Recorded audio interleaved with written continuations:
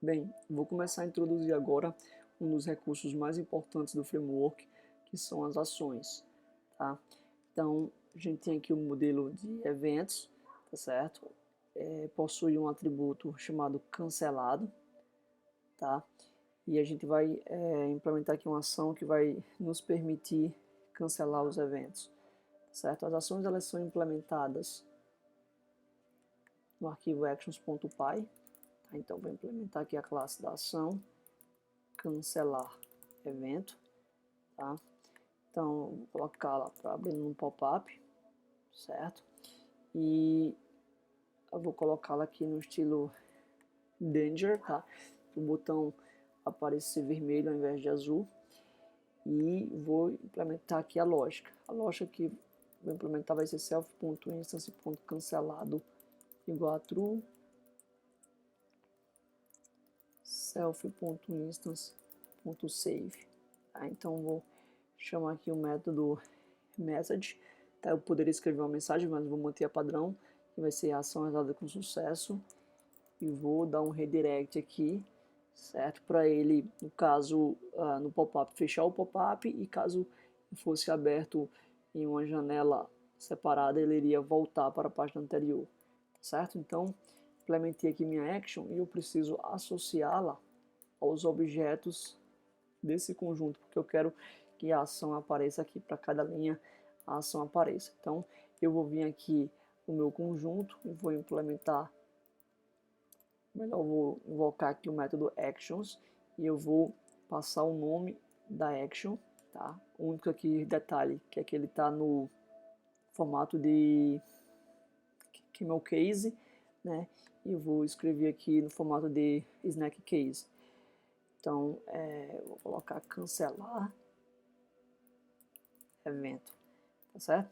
Então, simplesmente fazendo isso, o framework ele vai adicionar aqui um botão para cada objeto, possibilidade de eu cancelar o evento.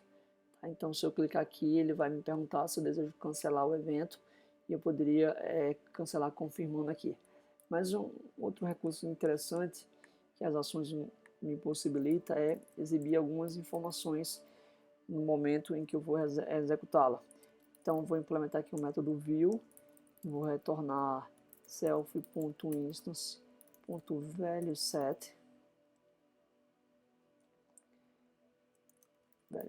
eu vou colocar get dados gerais, porque a gente viu que o evento ele possui um field set chamado get dados gerais. Tá? Então eu vou exibir esses field sets no momento da realização da ação. Então só em implementar esse método aqui eu consigo exibir um ou vários field sets. Tá? Então veja que as informações de evento já aparecem aqui para eu poder confirmar. O evento aqui está cancelado ou não. Tá? Vou clicar em cancelar evento, certo? E agora ele está cancelado. Então eu vou voltar aqui o status dele para não cancelado, porque eu quero mostrar outro recurso interessante para vocês. O seguinte, eu vou trocar aqui a implementação, vou fazer o seguinte: for instance in self.getInstance, né? Então ele vai, ao invés de chamar instance direto, ele vai chamar esse método aqui getInstances, tá certo? E eu coloquei aqui dentro de um for, né? Ele vai cancelar e vai salvar, tá? Então, a vantagem de eu fazer a implementação assim, ela vai funcionar da mesma forma, é que eu posso vir aqui e anexar essa ação como sendo uma ação em lote também, certo? Então, vai funcionar tanto como uma ação normal quanto uma ação em lote, certo? Então, se eu recarregar aqui a página, a gente vai perceber uma pequena mudança na interface, tá? Ele anexou aqui o checkbox para eu poder executar essa ação em lote. Então, observe que ambos os eventos estão aqui cancelados como não, certo? Então, posso marcar aqui os dois e solicitar o cancelamento do evento. O único detalhe aqui, eu vou ter que tirar o método view, já que não faz sentido eu exibir as informações, já que se trata de mais de um evento. Eu vou